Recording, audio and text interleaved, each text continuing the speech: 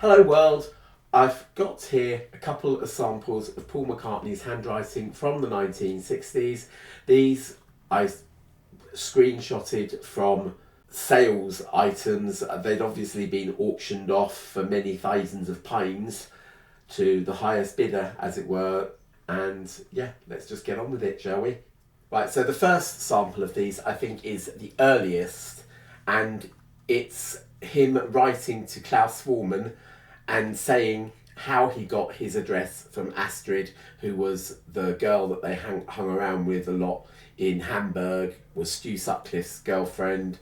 And Klaus Forman, being as how he was quite a permanent fixture with the Beatles in the 60s, all the way through the 60s, I've got a feeling that this was when they were perhaps just re-establishing contact with him after coming back from Hamburg. Looking at the handwriting, rather than actually what it says for the moment, Paul McCartney has got his signature here. Now, back in the day, we were taught to write letters by putting our address in the top right hand corner. So you'd have something like 32 Windsor Gardens, London, postcode, whatever, and you'd put the date there. And it would be sort of fairly unassuming. It's just so that the person who was getting the letter knew where to write back to. But what have we got here? This great big person, Paul McCartney. I am here, everybody. And the size of the rest of the writing shows that he is happy to be in the room with you, or more to the point, you should be happy to be in the room with him. Now, what else do we know about this? We've got a nice forward slant to the writing, which it's not overtly forward. He's not going to get right in your face, but it's still forward slanting enough to say, look, I'm a very personable person. I'm very good to have a chat with. I'm great at a party. We've also got the fact that the bass line goes up. This is a very optimistic person. This is a person who's happy where he is. The overall sort of, I suppose the posh word that they say is gestalt. It means just the overall look of this handwriting is that it's very consistent. This is a bloke who's probably quite dependable. He's also, it's quite regular. There's a little bit of flounciness about him in the deer, for example, but by and large, this is regular fab macca, and hey, isn't it great, everybody? All right. I think that there are some underlying elements to his personality which I'd like to bring out. Okay. The first thing that I want to look at is his personal pronoun I. So here's a personal pronoun I, and here's a personal pronoun I. And I'd like you to see that, yeah, it's nice and big and solid and dependable. Now, again, this handwriting style is pretty much how British kids were taught to write in the 60s and 70s. These loops on the I, if you listen to any of the American handwriting analyses things, they will tell you that it's to do with parental influence, although they have a slightly different cursive I. So I don't really know what to make of this. I would say that yes, it does have to do with your parental influences. I'm not going to say whether those influences are good or bad. I'm just going to say that yes, we've got these backward loops on the I, which means that he is having a nod at the influence that his parents have played on his life. But what I can say is that it's nice and tall. He really is proud of himself. As I say, he's happy to be there. You should be happy that I'm there, says he. But look, if we take the size of this again, here, and here, and here, we can see that the Klaus is a bit bigger. It's taking up more space. It's almost like he's giving somebody else a nod to say, look, yeah, you're a great bloke, or you're a great woman, whatever. It will become even more obvious in the next sample. that we look at from him. What is the personal pronoun I is how I feel about myself. Your signature is what you want to portray to the world. And again, there's not really a huge amount that you can say about it, except that it's in the same handwriting, more or less, as his normal writing, which reinforces the fact that this is a very dependable, regular guy. You're not going to see anything about him that isn't reflected to do with the him in private. He's just what you see is what you get with him. There's no sort of nastiness or nasty surprises that you're going to get with him. But we do have this Y here, which, let's see if I can do it. We've got a tent here, which is a bit of self-defensiveness. It comes up again, as I say, this is consistent. This is his normal writing. Look, angry, may. So this is someone who feels that they need to justify themselves. That'll come apparent a bit later. Because also to do with one's ego is the letter T. The letter T is all about the goals you set for yourself, whether you set yourself high, medium or low goals, and what your expectations of yourself are. How keen you are to carry those goals through, and also how much you think of yourself. So if we look at this word think here, boom, think there. That is a good word to use because we've got the T compared with a tall letter. Okay, teachers again teach that the letter T should not be as tall letters. It's not a middle zone letter, so it should be taller than something like the I and the N in think. It should be taller than the Harry Hump in the H, in fact. But here the T stem is taller than the H. The H is your moral and spiritual realms, as it were. I talked about it the last time I looked at Boris Johnson's writing. And really how tall that H is and how loopy that H is says quite a lot about your spiritual life. And I think that being as how we've got such a small Harry Hump there and a relatively tall H, this is somebody who spends a lot of time, or would like to spend a lot of time, pondering the unknown. Whether or not it's the existence of aliens, or whether or not it's, just getting time alone to think. We know, for example, that yesterday came to him in a dream. We know that he believes this sort of thing. And it's almost like this songwriting process goes on with him, regardless of whether or not he wants it to. All right, so let's go back to this T. This T, the T stem, is I. The H stem is kind of like the rest of the world, the next man, as it were. So as well as taking this spiritual thing, you could actually do this with an L as well. If you've got a word like castle, you could have a look at the TL and see whether or not the T was taller than the L, for example, and it would still tell you how he feels comparing himself to others. This is bravado Paul McCartney. I think that I'm at least as good as the next man. Let's say that the next man here is John Lennon, for example. My goals are small to moderate. I would rather do a small thing well than aim for the sky, because look, this T bar going across here, right across the middle.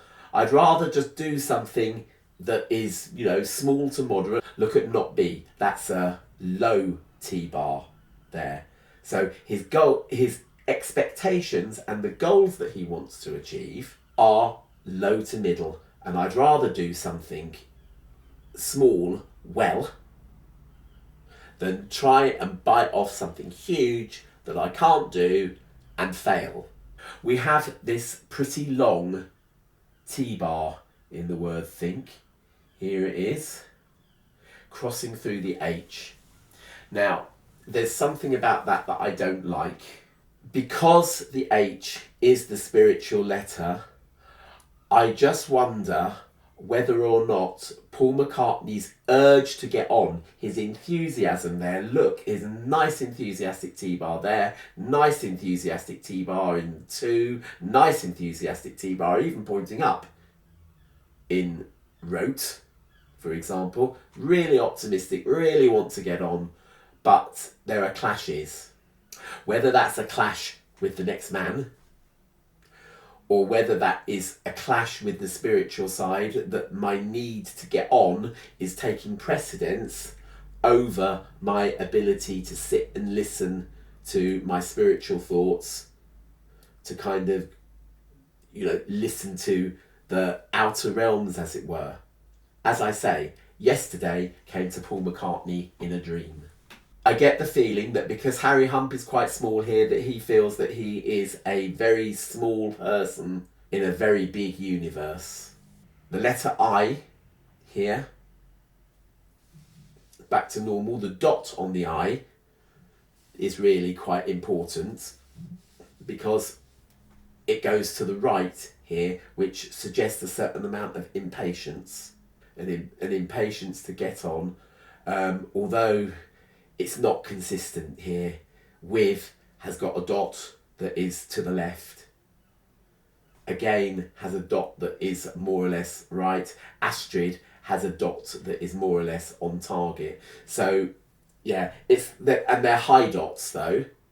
So again, they're up in the imagination. But really, this is someone who, as I say, they're impatient to get on. It definitely leads to clashes because underneath we've got but here, and here that T-bar goes down. Don't know if I can do that. The T-bar here goes down, that's control. Okay, so this is someone who really is I think, kind of feeling frustrated that there's another ego in the room. Looking at this N is a very analytical, quick thinker, and this K is really interesting.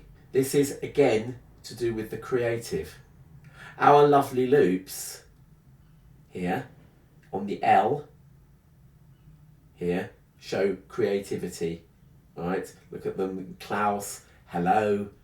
Yeah, L's and H's with loops in them show creativity and spirituality.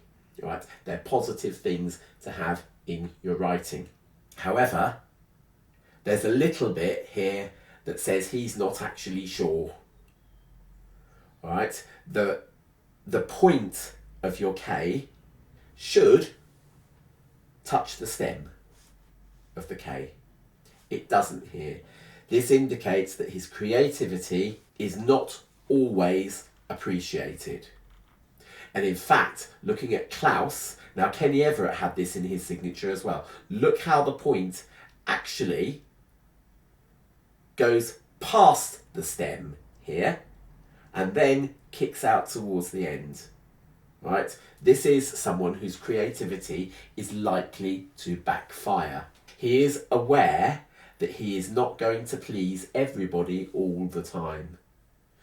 And if we look at, this is the early 60s that I'm going to suggest this is about 1962, I think, here. And if we look at this, I can't please everybody all the time. Think of John's Aunt Mimi, who had the sort of attitude that a lot of adults would have had, which is Elvis Presley's all right, Johnny dear, but we don't want him for breakfast, dinner and tea. And you must get a sensible job and have something to fall back on. And actually, we don't really approve of all your hairstyles. We don't really approve of that racket you're making. And that is actually quite a prevalent attitude for, the elders, as it were, with their attitude to rock music. And Elvis, leave me be. Keep that pelvis far from me. So yes, we know that there's this instinct of rebelliousness. My creativity is not going to be appreciated by everyone. It might even backfire on me. I might even take some flack for it. But I think I'm good enough for my equals. However, there are, even more. There's some little telltale signs coming back to that letter I. Look at it in Astrid. Look at it there. It's tiddly tiny. Look at it in with as well. It's tiddly tiny. And I think this is someone whose flip side is that really, just like I'm showing a little bit of humbleness towards the person that I'm writing to by giving my personal pronoun I a little less space than the capital letter of their name, if I was at a meal table, I would be taking less for myself because somebody else might want more. Coupled with the sensitivity loops. Now, we've talked about the loops with envelope, for example, where we've got this L here, which is a very creative loop. It's in hello as well. But when it comes in a D, it shows an extraordinary amount of sensitivity. I don't think it would take an awful lot of knocking, of creativity backfiring for the house of cards that he's built himself, Fab Maca, optimism. I think she's angry with us, but then again she may not be as well. It's totally reflected in what he's writing here. It's indecisive. But yeah, that's the thing. It really wouldn't take very much of a knock for the whole house of cards to come falling down. But hey ho folks, I'm Fab Whacker Maca, thumbs aloft everybody, and I'm in the room. Let's have a look at the next piece of writing here. This one I think was later, although I don't know which song he's referring to here. All right, let's just read it. Dear Janice, I haven't forgot to send you the photos. Thanks for your letter. To answer your question, no, we did not write that song, so I don't know what that song is. Sorry, is that okay? Ta-ta then, love, Paul McCartney. My hypothesis here is that A, this is much later, and B, he's high. I don't approve of getting high, but here, he is high. All right, let's have a look, shall we? All right, we've got this personal pronoun I, which this time is now Janice. She's huge. She's absolutely huge compared to how he's seeing himself here. Looking at the slant of the writing, it is slightly more irregular than before, which was a fairly gentle but obvious forward slant. The baseline here is all over the place. He is confused here. These lines, he didn't have lines on the other one, and it all kept to the same upward trajectory. It was all very uniform. It's all very dependent. This is going all over the place. Look at this. We did not write that song, and look how it goes under the line, coming up and going onto the line, going too high, coming back down again. He's confused. Also, another sign of mental confusion is ink pressure. And we can see quite clearly that up here, Dear Janice, there's a great splodge of ink coming out there.